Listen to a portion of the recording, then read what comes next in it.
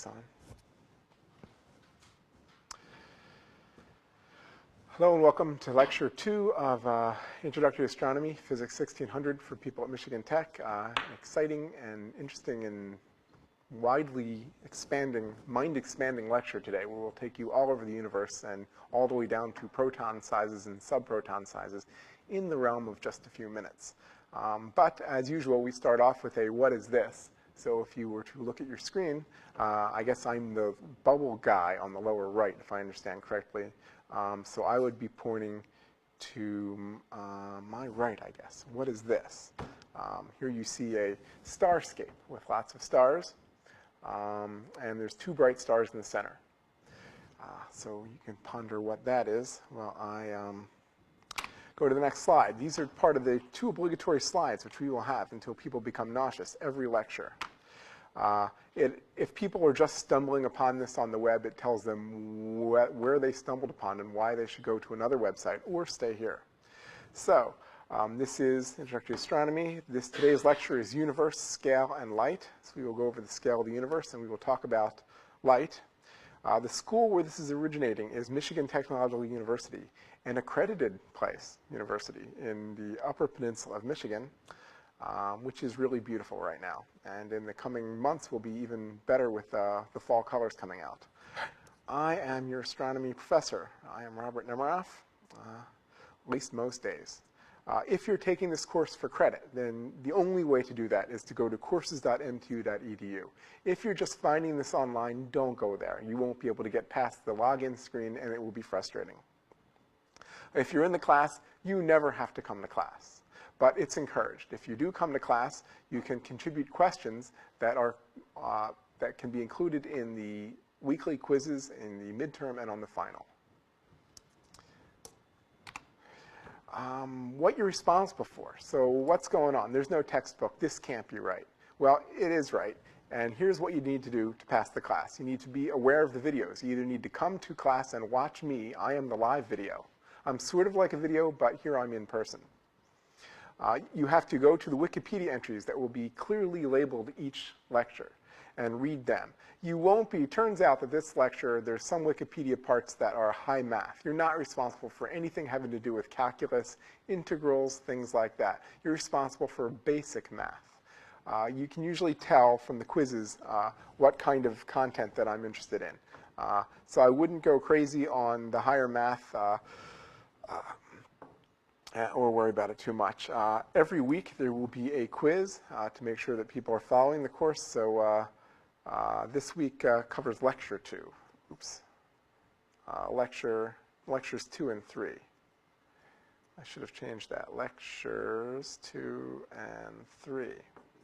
You're responsible for the astronomy pictures of the day posted during this week.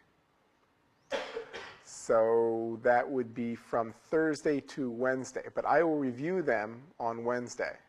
So all you need to do is watch the lecture as well. But you should probably read the text of the APODs. The links in the APODs will tell you what the APODs say. So you're pretty much responsible for the paragraph there. But you're not responsible for the details of the links, other than that the links will tell you what the text says. So quiz 1 is due, I believe, today. I think it's 5 o'clock. Quiz 2 will be due next week at the same time. Will be released on Wednesday. And once again, this is where you need to go if you're interested in credit. So the Wikipedia pages covered today are Earth's atmosphere. Oh, I see people writing this down. They're taking this seriously. Light. Black body. Why that? This is sort of a why would be. We'll cover all these in class today. Something that sounds like Wien's law, but it's sort of German, so it's pronounced Wien's law. And the Stefan-Boltzmann law. Lots of laws today, but it's not that bad. You'll see. People are copying this down, so I need to stall for a minute. So the Earth's atmosphere people are generally familiar with because we breathe it a lot. Light, people are familiar with because it strikes people's eyes and stuff. Black body radiation we'll review. Everybody emits black body radiation. Don't try not doing it. Wien's law and Stefan-Boltzmann law have to do with the energy emitted by an object, even us. the energy, and the how many photons per second. So we will review all of that more than just these lines on a page. Okay, few people are writing. So if you missed it, go see the lecture or try someone near you. Okay, so we're going to do review of the universe now. This is kind of fun. So everybody put on your seatbelts here in class and at home. Hold on to your tables because we're going to be doing some going to some crazy places. And the first place we're going to do is we're going to go to a website you will see. I missed it, other one, called Molecular Expressions. I don't know if you can see this. So this content does not originate with me, and we are just showing the web here. So we're not stealing it, we're just showing the web.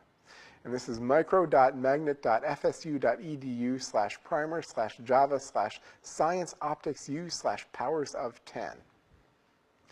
And they've taken the idea of the Powers of 10 video that were done by the Eaves brothers, which you can find on YouTube. And I think they've made it a little bit better. So I'm going to play it automatically. We're going to zoom in on our galaxy automatically. Every second it's going to take you, I think, another power of 10 closer, I think, through Florida and into a proton. And then I'm going to go out manually and describe things in more detail. So I'll just give a very cursory explanation on the way down, and on the way back I'll give more detail. So I'm going to click auto, and we will zoom in. So here we're zooming in on a galaxy, something like our own galaxy. We're going to zoom in on a part of that galaxy. And there's lots and lots of stars. Stars look like clouds. And then we're going to zoom in on a star. And this star is our star. It's the sun. And then we're going to zoom in our solar system. And zooming even further, we're going to zoom in on our Earth, because you know it, because it has a blue orbit. Then that is the orbit of the moon. And then as we go inside the orbit of the moon, we see an Earth. And then as we zoom in on the Earth, we see a Florida. And as we zoom in on Florida, we see stuff. And now we're getting into trees and other stuff.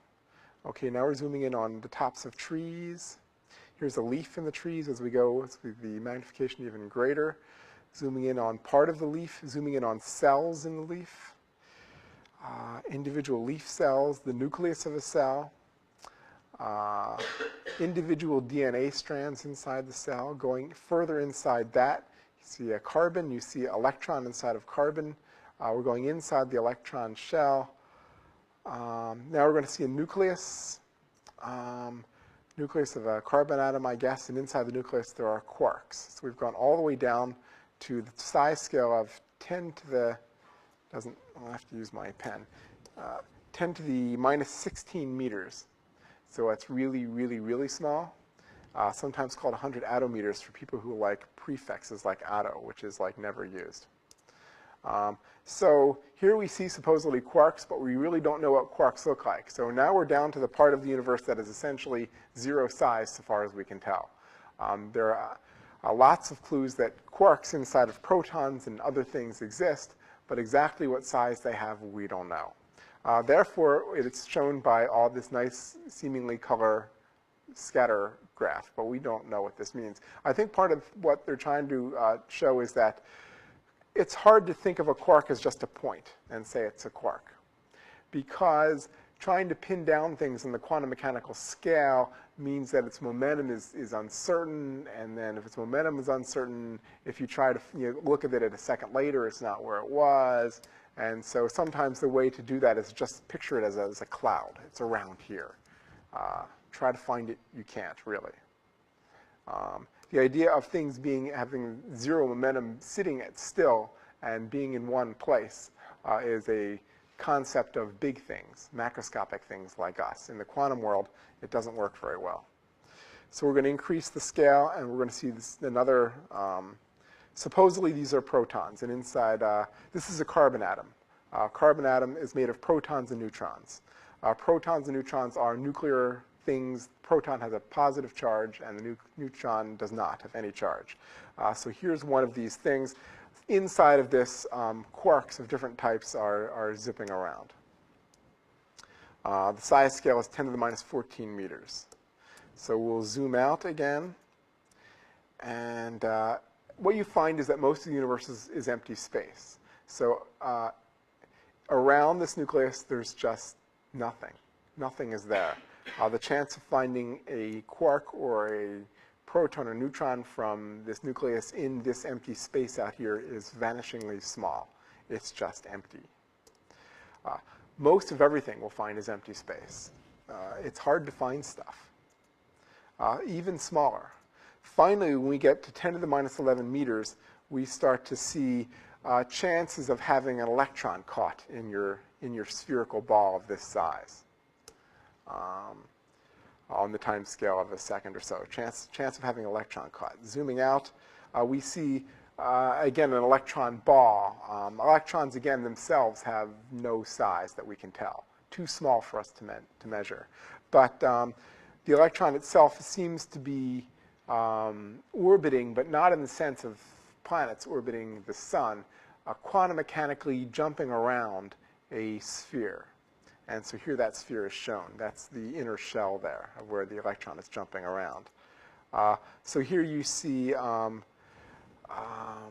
that was part of a carbon atom, the electron shells of a carbon atom, and all these carbon atoms are all together, and they're making up a long nucleus of a much larger molecule that makes up DNA, which is, so here you see the double helix structure of DNA. So we've moved into biology at this point. Every living thing that we know of has DNA. That is essentially the code that, the computer code that describes what it is and how to fix it. So if you didn't have DNA and you got a cut, it'd be hard to fix yourself. But your body knows how to do it, though. So, okay. So here are chromatin in the leaf of a nuclear cell. So we'll move out to the cell of a, so there's, as you saw going in, there's a leaf here, and here's the nucleus of that leaf cell. All kinds of biology going on there that's not important for this course is generally important. So here you see the cells of the leaf all together. At this point, at 10 to the minus 4 meters, we're in the realm, easily within the realm of the microscope, possibly within the magnifying glass. So those microscopes that you have at home and in your closet, you could take those out, or when you go to biology or chemistry class, you might be able to see these things in a microscope. Probably someone in your hall, down the street in your house has something like that, and you can. It's kind of fun to look at. Just take stuff and look at it under the microscope. Let's clear that stuff and zoom out some more. And so now we're beginning to see the leaf. This is an oak leaf magnified 10 times. So now we're at 10 to the minus 2 meters, which is 0.01 meters. Zooming out. Now you actually see the leaf. This is 1/10 of a meter. Well, that was a centimeter before. So this is centimeter size. So this is 1/10 of a meter. So this is a meter. So when you're at the meter size, now you see many leaves in this tree. So keep going out, and here you see essentially the tree, but there's other trees around it. So we're at the size scale of a meter. So 10 to the 2 is 100 meters. So this box is now 100 meters. That's, what about a football field?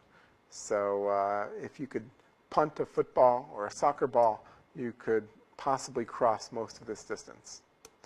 Here are buildings where humans supposedly work. I don't know what those buildings are. Here's a pond nearby. So now we're starting to see something that you might see in a zoom in on Google Earth. And it turns out this is the National High Magnetic Field Laboratory. And no, you wouldn't get extra credit if you were able to determine that just from this picture. It would be kind of strange that you were able to determine that, though.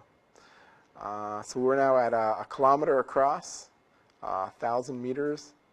So zooming out more, we see that there's other things. There are roads now you can see. There are other buildings and houses within 10 kilometers. 10 kilometers is essentially the size of our city. But in Florida, it's not fully a city. It's part of a city, part of Tallahassee. Zooming out, you now begin to see a coastline. You can see it's actually, well, probably at this point you can't yet tell it's part of Florida.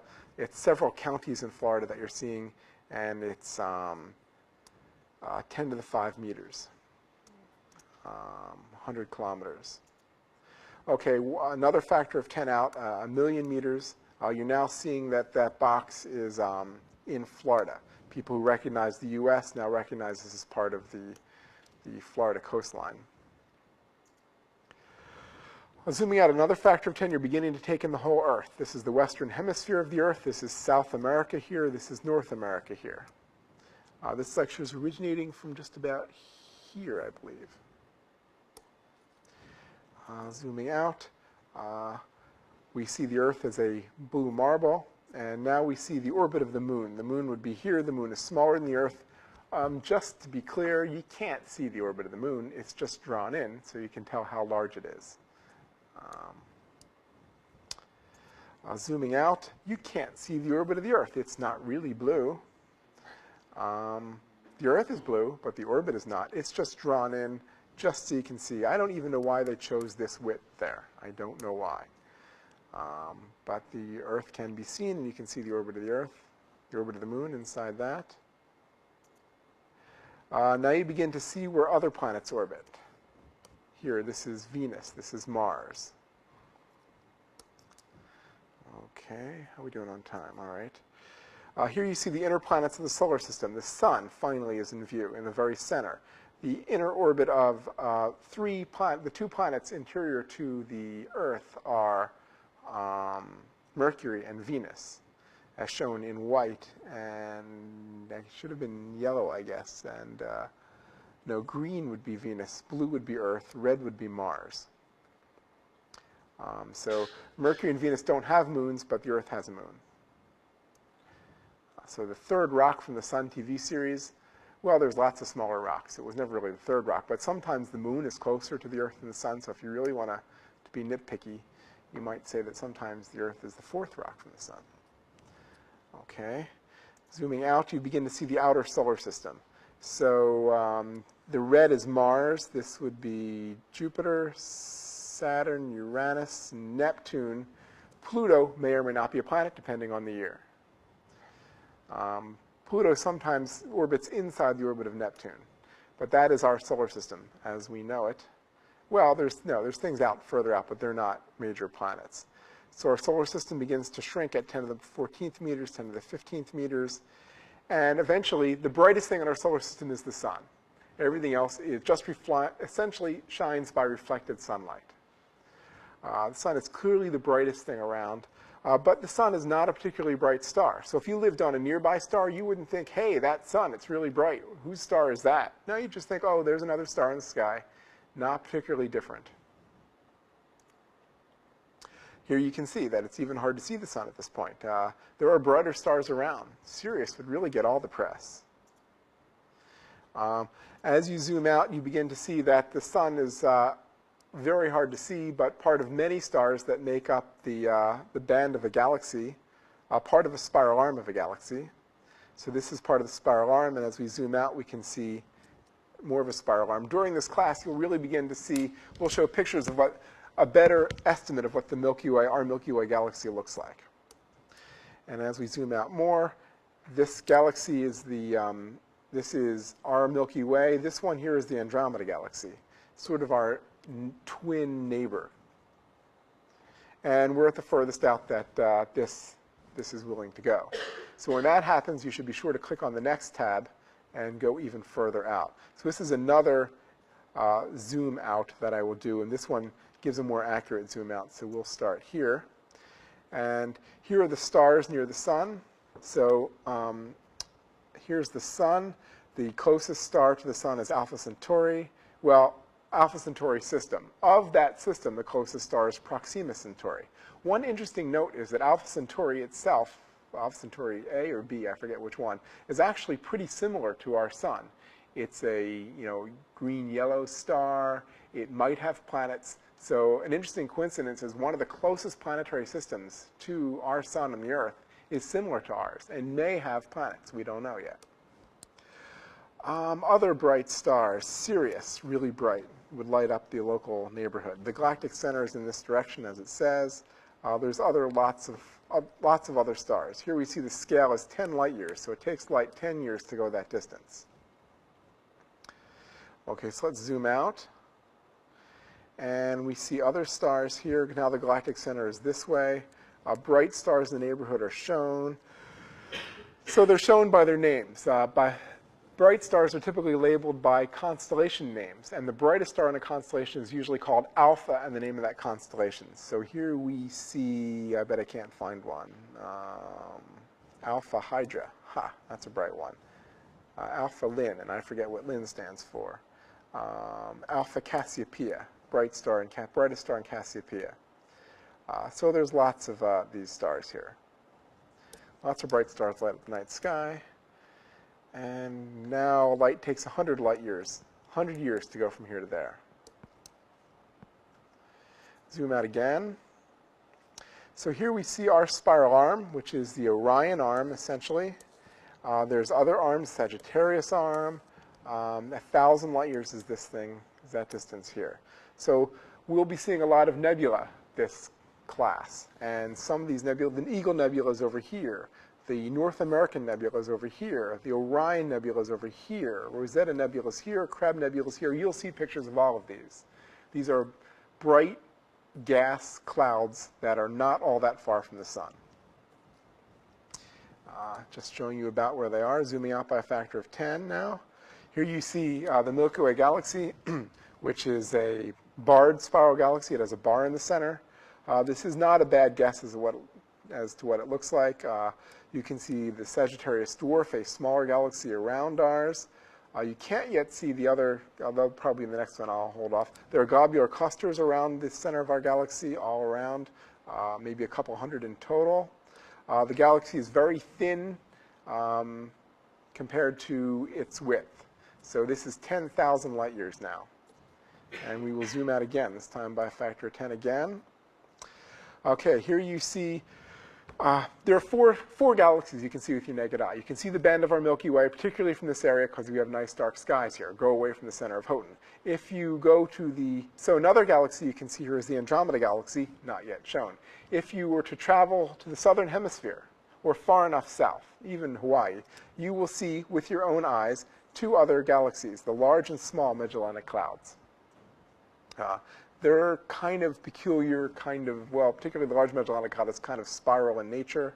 The Milky Way has also lots of groupie galaxies that hang around because we're so cool. Actually, because we have lots of gravity. And some of these are mentioned here, the Ursa Minor dwarf, the Draco dwarf, Sagittarius dwarf we saw there, Sculptor dwarf. Lots of smaller galaxies, some of which, there used to be more, but we ate some. We're going to probably eat some more of these in the billions of years in the future because we're big and hungry, and that's what big galaxies do. That's partly why they light up in their spiral shapes. So we'll learn more about that. Zooming out again, we see this is 1,000,000 light years from here to there. Andromeda, here's Andromeda. Yay, here's the Andromeda Galaxy right there. And its friends, its groupies, satellite galaxies they're officially called. So both together, all of this is called the local group of galaxies. And we'll review that too. So zooming out again, this time by a convenient factor of 20, we see, well, the Virgo cluster is here. So if we look in one direction, we can see a whole cluster of galaxies. There are other spiral galaxies not too different from our own. There are other kinds of galaxies. So our galaxy is not alone in the universe. There's lots of galaxies like ours. But even bigger than the Virgo cluster is the Virgo supercluster that has lots of other, well, groups around it. And also other clusters. So zooming out here, we see the neighboring superclusters. This is one, what does it say? Within 1 billion light years. So here we begin to see what's called large-scale structure of the universe. Other superclusters, there are great, well, at the beginning of being able to see great walls and voids.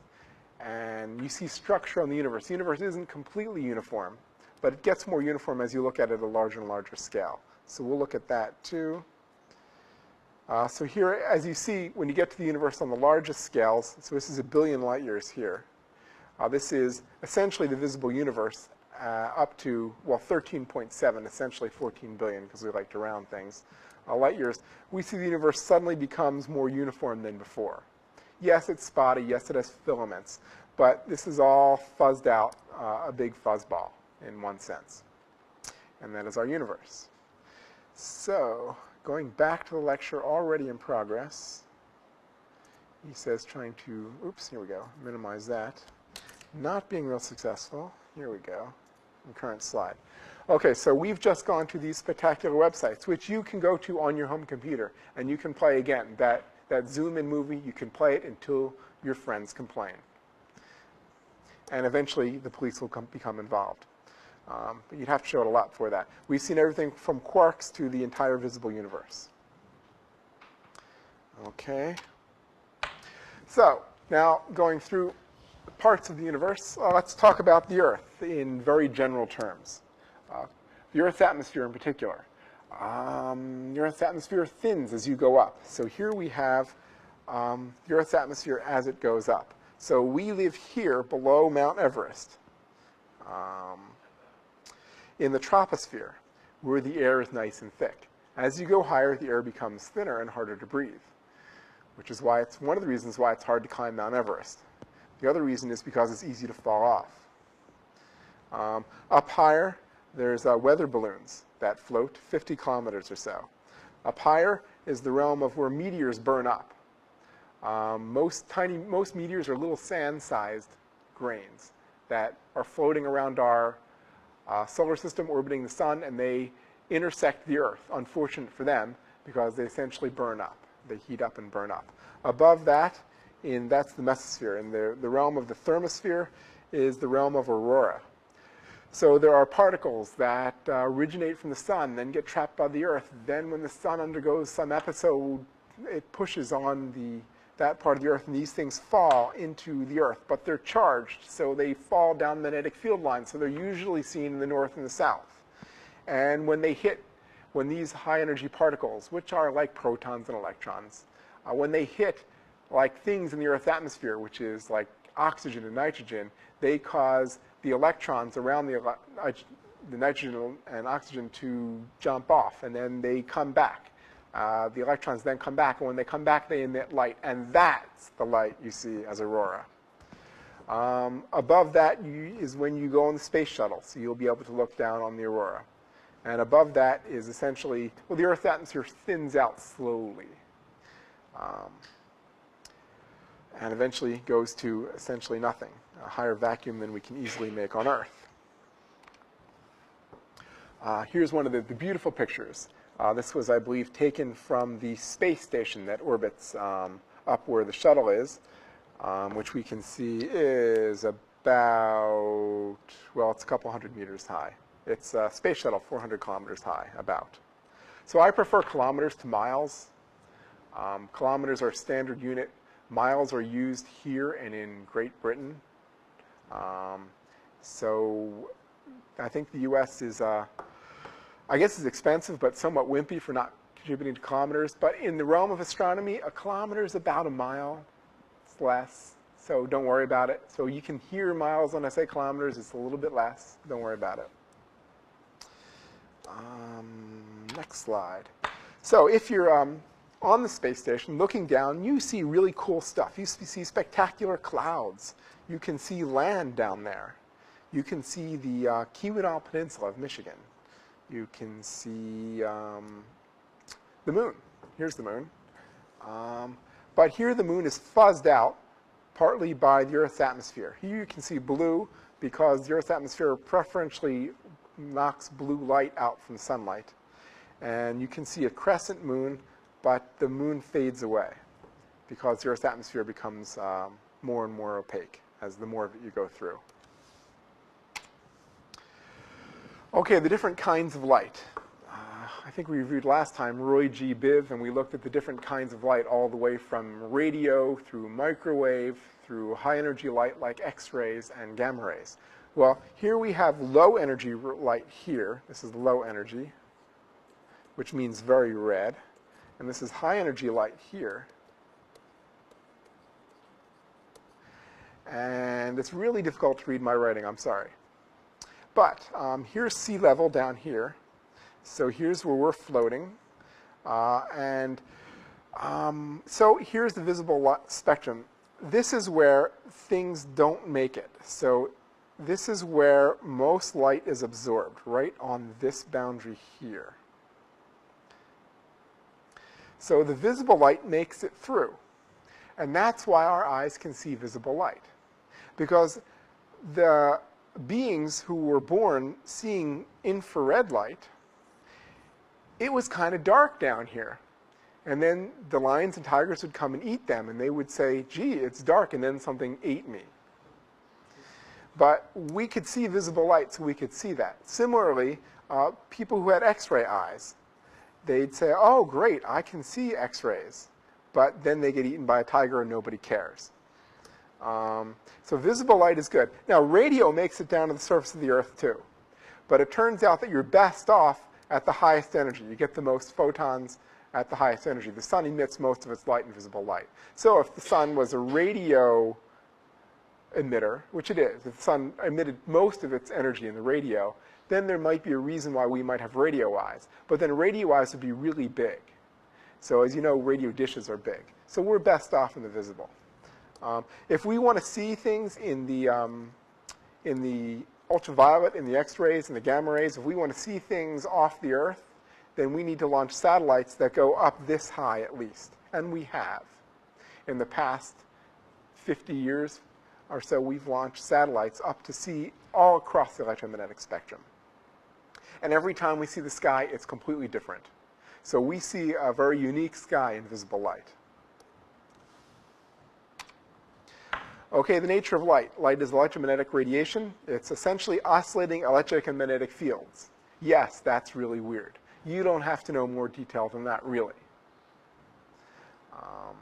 Colors we reviewed last time, Roy G. Biv, red, orange, yellow, blue, green, indigo, violet. Interesting story in indigo I won't go into. All light has energy. The more close you are to blue and violet, the more energy it has. So here we have energy of light in kilograms, meters per second squared.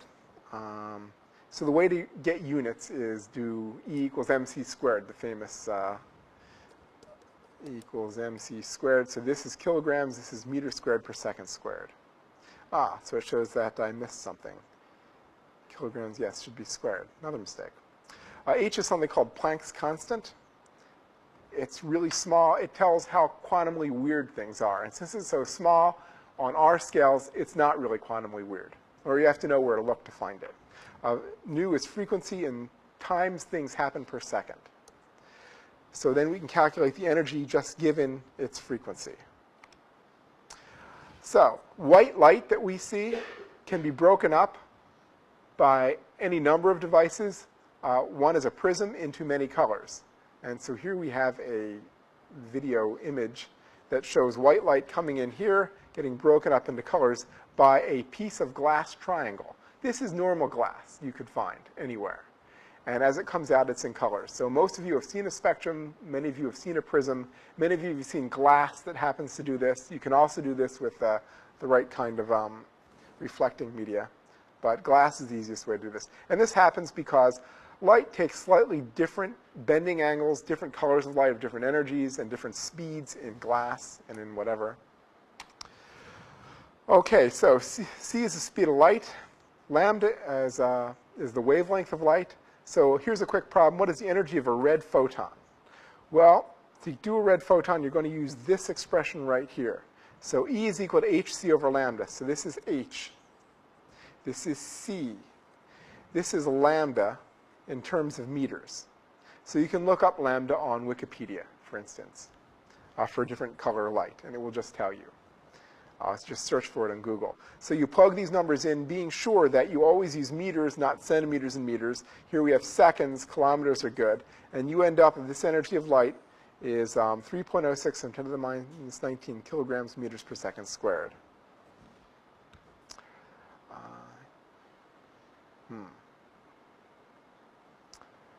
Again, it should be meters squared, so I'll have to correct that. But the number's right. Okay, so radiation. How do you get radiation? How do you get light? We talk about this light. Where do you buy some? Well, we emit light. Light is emitted by things you buy in stores. The sun emits lots of light, or light wouldn't be so popular. So we emit mostly infrared light because we're relatively colder than the sun. The hotter you are, the more energetic the light you give off. So everything that has a temperature, like when you're sick you have a temperature, well, even when you're not sick you have a temperature. So that temperature just is colder than usually when it is when you're sick. That temperature, the radiation you give off is called black body radiation. And it's black because we're not including reflected light. So if you were to take something and paint it completely black, which means it's not reflecting anything, even though it's painted black, it gives off all kinds of light. And that's black body radiation. So all incoming light is assumed absorbed. And the temperature that it gives off is the color that it gives off tells you the temperature it gives off, and that doesn't make any sense because you don't see anything glow like that. We don't seem to glow. But if you had infrared eyes, you could see us glow. So we'll come back to this one. So the question comes down to, is this useful? And it turns out that knowing about black body radiation is useful because you sometimes would like to know whether you should pick up something that's glowing red hot or blue hot. Would you rather pick up something red hot? So there's some fire going there, and there's two nails or something like that, or there's some kind of glowing pot that you want to take out, and there's two pots. There's a pot that's glowing so much it's red hot, and there's a pot glowing so much it's blue hot. Which one is hotter? And that's determined by, assuming these pots aren't reflecting, by the black body radiation. And the answer is that blue hot is hotter than red hot. So if we go back to the previous one, we can see that this is reddish, this is blue, red. This is blue in this direction, I believe. Yeah, as wavelength goes down. So here we see the intensity goes up. So as the thing becomes more blue, as you heat an object up, first it doesn't glow much at all. It's glowing in the infrared. You keep heating it up, it becomes red. You keep heating it up, it becomes blue. You keep heating it up even more, it becomes a little bit white, which is weird, but it's really so blue that the energy you can see and it's emitting almost equally among that, but it's more blue than anything, so it's sort of blue. And this is the temperature in kelvins. Okay. So a way to, in math, lambda max times T, the peak color that it gives off in terms of photons is called lambda max, wavelength, times the temperature is a constant. So temperature is measured in Kelvin. As again, lambda max is the brightest wavelength the black body emits. Remember, the sun is so hot it's not even red, it's green. We covered that last lecture. So the sun emits black body radiation. What you're seeing in the sun is not reflected light. What you see of the moon is reflected light. The moon is not that hot, but the sun is. Here you see something that's heated up for red hot. Sometimes when volcanoes are going off, if you see things that are really hot colors, it's time to go away because it's really hot. So not only that, it's time to go far away because it seems to be throwing off magma balls. This particular Mount Etna explosion in, I think, 2005. So the hotter something is, the more it glows. And that is determined by the Stefan-Boltzmann law. So in math, the energy it gives off is sigma, which is a constant, times the temperature to the fourth power. So E is energy, T is temperature again. Sigma is a constant called the Stefan-Boltzmann constant because this is the Stefan-Boltzmann law. And this law just says, as I said, hot stuff glows more. Stefan-Boltzmann law, hot stuff glows more. Heat it up, it's going to give out more energy, more photons. Here's another beautiful picture, an eruption in Iceland where you see both very hot stuff and you see, actually, this isn't actually green hot. You see aurora at the top. This is glowing from black body radiation. This is not. So there can be other types of radiation emitted. So here's an example. Let's say you have two stars and they're the same size. One is red hot and the other is blue hot. Which star emits more energy? And the answer to that, it's the blue hot star. And now we come into actual numbers. Well, really? Okay, well, how much more? Well, if it's one is red hot, one is blue hot, let's assume that the temperature of one, the blue hot one, is twice the temperature of the red hot one. If that's true, then the ratio of the blue hot one energies emitted to the ratio of the red hot one's energy emitted is sigma T blue to the fourth divided by sigma T red to the fourth. But the sigmas cancel because they're both in the numerator and the denominator. And the temperatures, we know that one of them is twice the other one, so this works out to T to the fourth, 2 to the fourth. And we know that 2 to the fourth is 2 times 2 times 2 times 2. So 2 times 2 is 4, times 2 is 8, times 2 is 16. And so we actually know the answer to this one. If one is twice the temperature of the other and they're the same size, then one gives off 16 times more energy. You might think of it as cooling 16 times faster. So let's become even more sophisticated. Black body luminosity law. So in the Wikipedia page for the black body and other laws, they have P, SEMT. I prefer L for luminosity. So how bright is an object? The energy per second that it gives off is 4 pi, which tells you that it's giving off in all directions, its radius squared, and then we have, back to the Stefan-Boltzmann law, the sigma, which is a constant, times its temperature to the fourth. So this looks like a lot of mumbo-jumbo at first, but it tells you something very directly. It says two things, one of which you already know. The hotter it is, the brighter it is, the more it glows. And this other thing says, oh, also, the bigger it is, the brighter it is.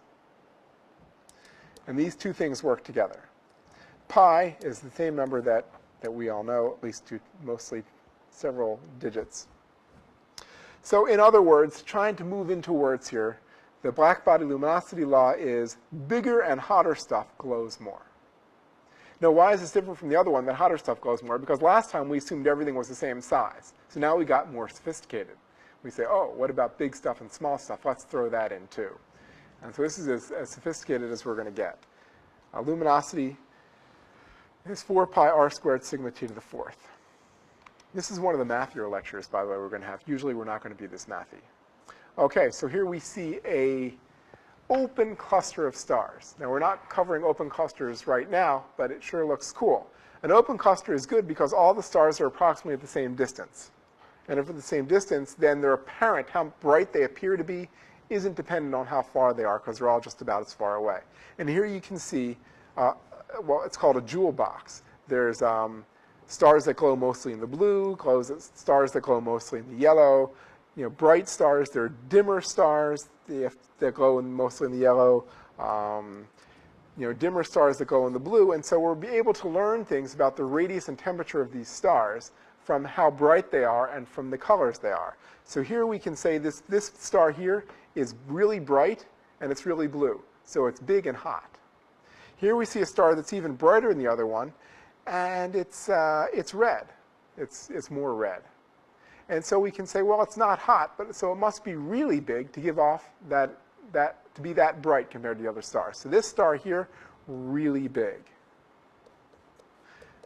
So this black body idea and the Stefan-Boltzmann law tells us things about stars now. Just from looking at stars, we can tell that some are bigger and brighter than others. Okay, so let's do another example. So let's say two stars have exactly the same color, and that one star is twice the radius of the other. Which star has the higher luminosity? Well, the answer to this would be the bigger star, because once this gets put in, it's a bigger number. Everything else is the same. This becomes bigger. So now comes the mathy question, how much more? Again, I like to work in terms of ratios, so you don't have to look up constants like this. So you won't have to look up constants like this in the course. It's just for explanatory purposes. So how much more is the star that's twice the radius and the other star that has the same color? How much brighter is it, assuming they're at the same distance? So you take the ratio, L big to L small, so you put 4 pi r big squared sigma t big to the fourth divided by the other one, 4 pi, this is all in parentheses, 4 pi r small squared sigma t to the fourth. So the pi's, they're divided by each other and they go away. The sigmas, they're divided by each other, they go away. 4's gone. Left with the t's. Now, we said they're the same color, and since we're assuming a lot of things, that means they're the same temperature. So the t's also fall away. So the only thing left is the radius. So here you have then the ratio of the luminosities, the brightnesses, is the ratio of the radiuses, radii squared. And again, we said that one is twice the size. So that twice gets put in there. And now we can tell that the star that's twice the radius of the other has 4 times the luminosity, 4 times the brightness. All from this formula. So just study the formula, and you don't have to understand really the numbers of the concepts, just the concepts of the formula. And from reading the Wikipedia pages, hopefully that will become more clear, and watching this lecture maybe around 6 times. So here we come back to the first slide of the lecture, and this tells us 2 things. First of all, we'll be ending a little bit early today. Second of all, I now describe what this is. This is a famous star system, which you can see with binoculars. Even you can see the star system without binoculars, but it's cool to see with binoculars in a small telescope. It's called Albireo, and it's a double star.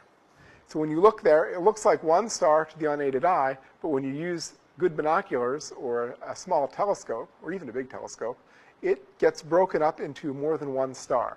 There's 2 stars there, and these stars probably are orbiting each other.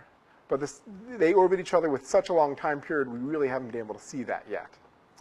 But these stars are approximately the same distance. And there's a yellow star, and there's a blue star, so now we know something about these 2 stars. We know that since the yellow star is brighter than the blue star is hotter than the yellow star because it's bluer, and the yellow star is bigger than the blue star because it's brighter. And with that, I will conclude today's lecture. Next time we will have another lecture and review the astronomy pictures of the day. So until next time, I'll see you. Bye-bye.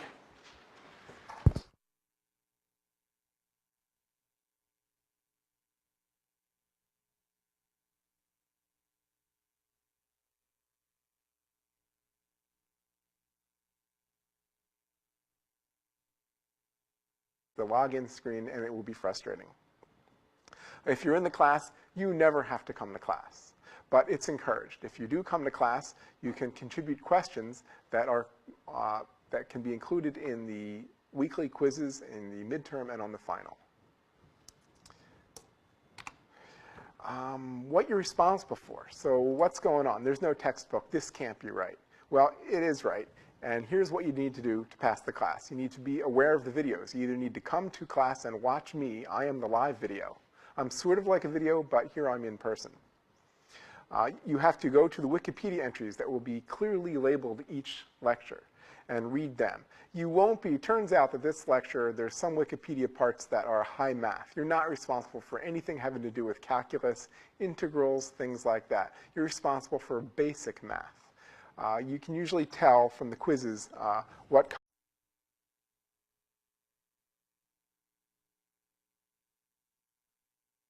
mic's on. Hello and welcome to Lecture 2 of Introductory to Astronomy, Physics 1600 for people at Michigan Tech. An exciting and interesting and widely expanding, mind-expanding lecture today where we'll take you all over the universe and all the way down to proton sizes and subproton sizes in the realm of just a few minutes. But as usual, we start off with a what is this? So if you were to look at your screen, I guess I'm the bubble guy on the lower right, if I understand correctly. So I would be pointing to my right, I guess. What is this? Here you see a starscape with lots of stars. And there's 2 bright stars in the center. So you can ponder what that is. Well, so quiz 1 is due, I believe, today. I think it's 5 o'clock. Quiz 2 will be due next week at the same time. Will be released on Wednesday. And once again, this is where you need to go if you're interested in credit. So the Wikipedia pages covered today are Earth's atmosphere. Well, I see people writing this down. They're taking this seriously. Light. Black body. Why that? This is sort of a why would be. We'll cover all these in class today. Something that sounds like Wien's law, but it's sort of German, so it's pronounced Wien's law. and the Stefan-Boltzmann law. Lots of laws today, but it's not that bad, you'll see. People are copying this down, so I need to stall for a minute. So the Earth's atmosphere people are generally familiar with because we breathe it a lot. Go to the next slide. These are part of the 2 obligatory slides which we will have until people become nauseous every lecture. If people are just stumbling upon this on the web, it tells them where they stumbled upon and why they should go to another website or stay here. So this is Introductory to Astronomy. Today's lecture is Universe, Scale, and Light. So we will go over the scale of the universe, and we will talk about light. The school where this is originating is Michigan Technological University, an accredited university in the Upper Peninsula of Michigan, which is really beautiful right now. And in the coming months will be even better with the fall colors coming out. I am your astronomy professor. I am Robert Nemiroff, at least most days. If you're taking this course for credit, then the only way to do that is to go to courses.mtu.edu. If you're just finding this online, don't go there. You won't be able to get past the kind of content that I'm interested in. So I wouldn't go crazy on the higher math or worry about it too much. Every week there will be a quiz to make sure that people are following the course. So this week covers lecture 2. Oops. Lectures 2 and 3. I should have changed that. Lectures 2 and 3. You're responsible for the astronomy pictures of the day posted during this week. So that would be from Thursday to Wednesday, but I will review them on Wednesday. So all you need to do is watch the lecture as well, but you should probably read the text of the APODs. The links in the APODs will tell you what the APODs say. So you're pretty much responsible for the paragraph there, but you're not responsible for the details of the links, other than that the links will tell you what the text says.